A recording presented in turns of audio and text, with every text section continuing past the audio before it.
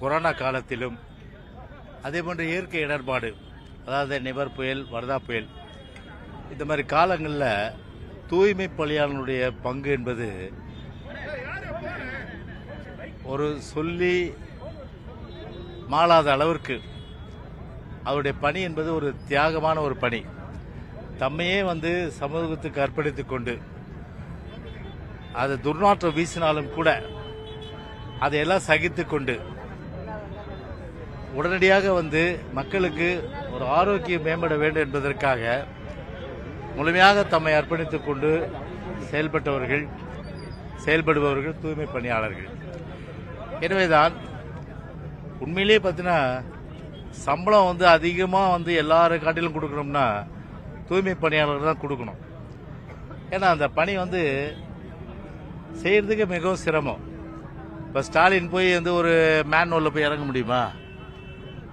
ஒரு பாதாள சாக்கடையில் போய் இறங்குவாரா ஸ்டாலின்? இல்லை ஸ்டாலின் ரோட் ஷோவுக்கும் இல்லைன்னா ஒரு ஃபோட்டோ ஷூட்டுக்கு வேணால் குப்பை எடுப்பார் அவர், இல்லையா? ஒரு சும்மா தெருவாய் கூட்டுவது பொதுநல தொண்டு, ஊரார் தெரிந்து கொள்ள படம் பிடிப்பார் பொதுநல உண்டுன்னு சொல்லுவாங்க. அது மாதிரி ஊரார் தெரிந்து கொள்ள ரோட் ஷோ இது ஷூட்டிங் அதை பண்ணுறதுல கெட்டிக்கார்.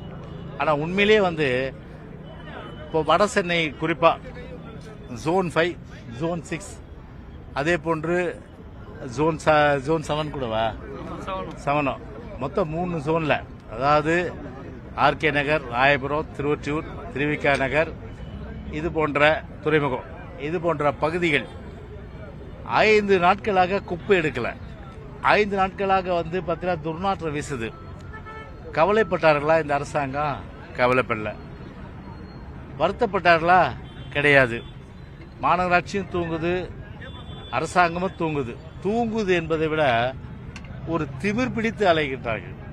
அதாவது நம்ம யாரும் கேள்வி கேட்க முடியாது, நம்ம யாரும் ஒன்று செய்து விட முடியாது என்கின்ற அந்த ஒரு திமிர்.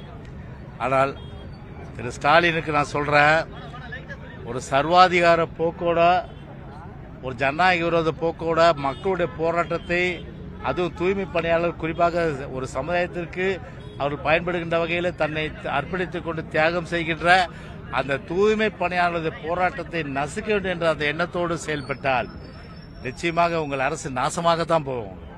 கண்டிப்பா அவங்களுடைய சாபம் இன்னைக்கு நிச்சயமா நிறைவேறும் இன்னைக்கு. ஏன்னா நம்ம பணம் இன்னைக்கு கமிஷன், கலெக்ஷன், கரப்ஷன், எனவே அதில் கோடியாக கொள்ளடிச்சிட்டோம்.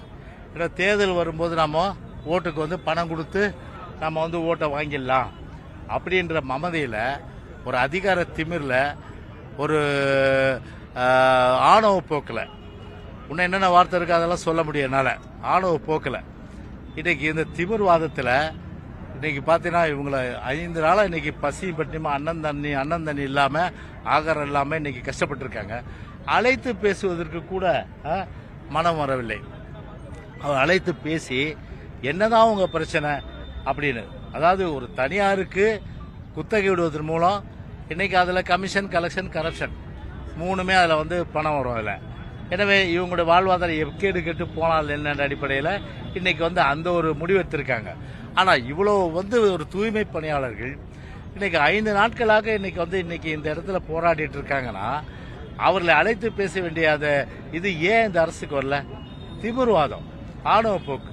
எனவே மேயருக்கும் கமிஷனருக்கும் அந்த எண்ணம் கிடையாது, ஏன்னா அரசு பொறுத்தவரை எண்ணம் கிடையாது. ஆனால் ஸ்டாலின் பொறுத்தவரையில் தேர்தல் வாக்குறுதி என்ன சொன்னார்? 281 284 வரல. நாங்கள் ஆட்சிக்கு வந்தால் உடனடியாக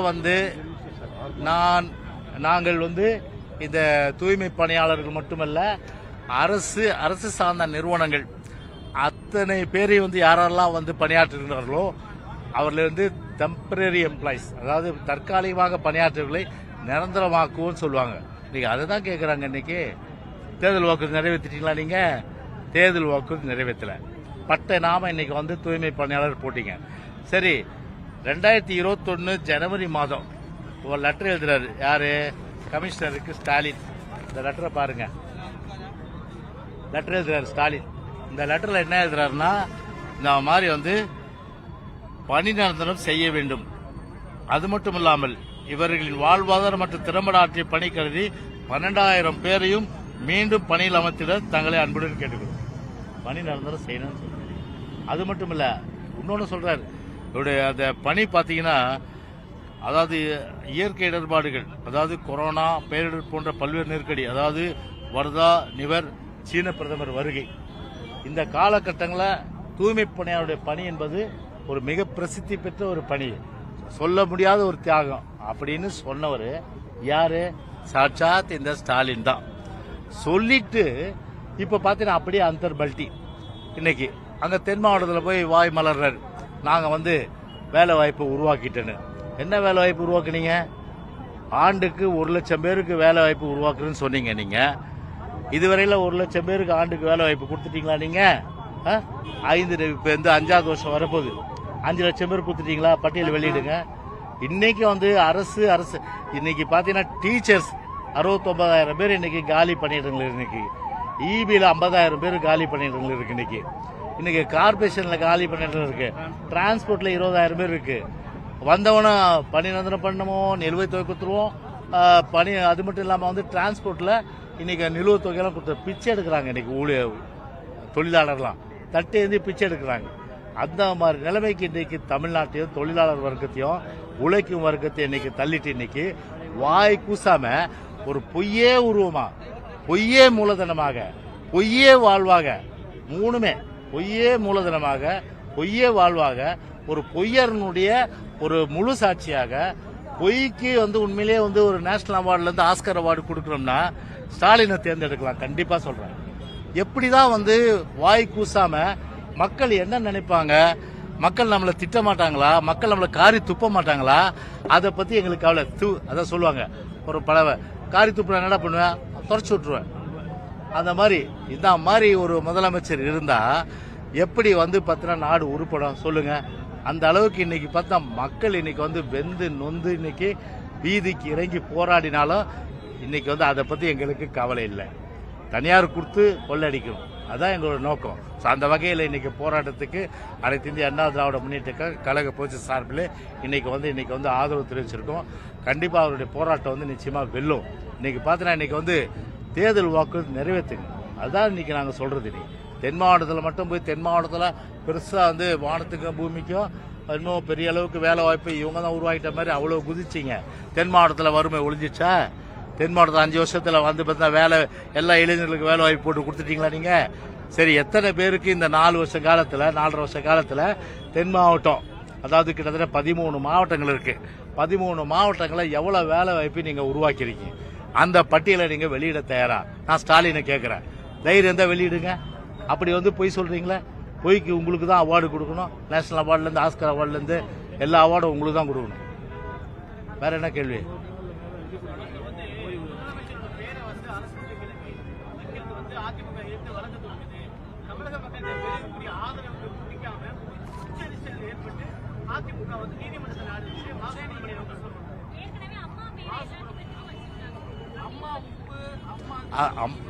அம்மா என்றது பாத்தீங்கன்னா அது யூனிவர்சல். அது என்ன ஒரு ஒரு பிரஸ் பீப்புள் ஒரு அதிகமான அளவுக்கு பிரெயின் உள்ளவங்க இல்லையா, ஒரு அறிவு சிறந்தவர்கள், ஆற்றல் சிறந்தவங்க.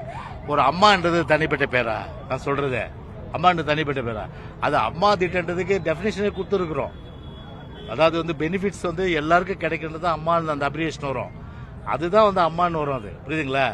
அதுக்கு இப்ப ஸ்டாலின் நலம் காக்கும் திட்டம், உங்களோட ஸ்டாலின்னா உங்க அப்பவும் உண்டு பண்ணமா? நான் கேட்கறேன். நானே இல்ல கருணாநிதி சம்பாதிச்சு வச்சதை எடுத்துக்கொடு, எங்களுக்கு ஒன்றும் மாறுபட்ட கருத்து இல்லை. இல்ல முத்துவேலு இருக்கார் இல்லையா, கருணாநிதியோட அப்பா, அவர் ஆரம்ப காலத்தில் பெரிய டாடா பிர்லா குடும்பத்துக்கு சொந்தக்காரு, அவருடைய பணத்தை எடுத்துக்கொடு, எங்களுக்கு மாறுபட்ட கருத்து இல்லை. அப்பம் பாட்டம் பணத்தை எடுத்துக்கொடு, ஸ்டாலின் பேர் வச்சுக்கோ, உதயநிதி பேர் வச்சுக்கோ, இன்பநிதி பேர் வச்சுக்கோ, எல்லாரும் பேரும் வச்சுங்க, எங்களுக்கு மாறுபட்ட கருத்து கிடையாது. ஆனா மக்களுடைய வரி பணத்துல உங்களுடைய பேர் வைக்கிறதுக்கு என்ன உங்களுக்கு தார்மீக உரிமை இருக்கு? அது என்ன உரிமை இருக்கு? அதுதான் நாங்க எதிர்க்கிறோம். அதுல எந்தவித தார்மீக உரிமையும் கிடையாது. ஒரு நலகாக்கு ஸ்டாலின் சொல்லிட்டு வாய்க்கிலே பேசிட்டு வட சென்னையில போய் பாருங்க, எல்லா இடங்களையும் குப்பை எடுக்கல, குப்பையும் கூலமா இருக்குது, குப்பை மேடா குவிஞ்சு கிடக்குது. அதை எடுக்கிறதுக்கு வக்கில்ல நலங்காக்கும் ஸ்டாலினா? சார் நான் கேட்கிறேன், primary health centre, district health centre, district hospital, அதே போல் ஹெட் குவார்டர்ஸில் இருக்க ஹாஸ்பிட்டலு. அப்போ இதெல்லாம் வந்து 4.5 வருஷம் ஒன்றுமே இல்லையா? 4.5 வருஷம் ஒன்றுமே இல்லையா? மருந்து இல்லை, மாத்திரை இல்லை, டாக்டர் இல்லை. இப்போ தேர்தல் வருது இல்லை, இப்போ தான் அந்த நலங்காக்கு ஸ்டாலின் தான் மருந்து வருது, டாக்டர் வருது, அதுக்கப்புறம் வந்து நர்ஸ் வராங்க, அதுக்கப்புறம் வந்து எல்லாமே வருது. இப்போ அப்போ 4.5 வருஷம் ஒன்றுமே இல்லை. இப்போதான் வந்து பார்த்தீங்கன்னா தேர்தல் வரதுனால நலங்காக்கு ஸ்டாலின் திட்டத்தில் நலத்தை கொடுக்க போறீங்க. அப்போ 4.5 வருஷம் நீங்கள் ஃபெயிலர்ன்றதான அர்த்தம். அதான உணர்த்தினீங்க இந்த திட்டத்து மூலமா, அதான உண்மையும் கூட. அதான் தேர்தல் வர்றதுனால அவருக்கு யோசனை சொல்றவங்க நிறைய பேர் இருக்கிறாங்க. அதனால வந்து எல்லா புது புது யோசனை எல்லாம் சொல்லுவாங்க இது மாதிரி. ஆனால் அது ஒருபோது எடுபடாது. மக்கள் அந்த அளவுக்கு வந்து நீங்க எல்லாம் சொல்றது அளவுக்கு நம்பிடுறவங்க கிடையாது. கேட்பவங்க கேட்டா கேள்வி ஒரு நெய்ன்ற மாதிரி நீ சொல்றதெல்லாம் நம்புறதுக்கு மக்கள் கிடையாது. 6 மாசம் இருக்குது உன்ன எலெக்ஷனுக்கு, திருப்பி ரிவீட் அடிக்கிறதுக்கு காத்துட்டு இருக்காங்க. கண்டிப்பா வந்து ஒரு திருப்பு முனை ஏற்படும். மீண்டும் அதிமுக ஆட்சி வரும்.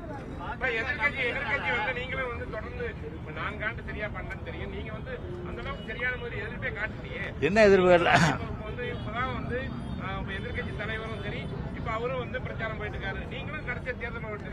என்ன ஒட்டி வரலாம்?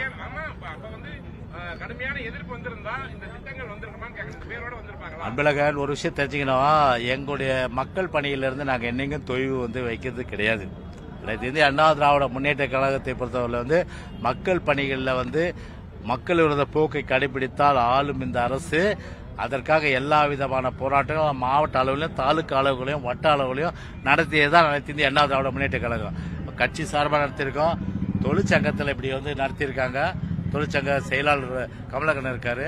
நீங்க உள்ளங்கை நெல்லிக்கனி மாதிரி எல்லாம் இங்க இருக்கும்போது முழு பூசணிக்காய் சோத்துல மறைக்கிற மாதிரி இந்த மாதிரி ஒரு போராட்ட களமே அதிமுகன்றதை மறைச்சு நீங்க பேசுறது எந்த விதத்துல நியாயம் அன்பழகன்?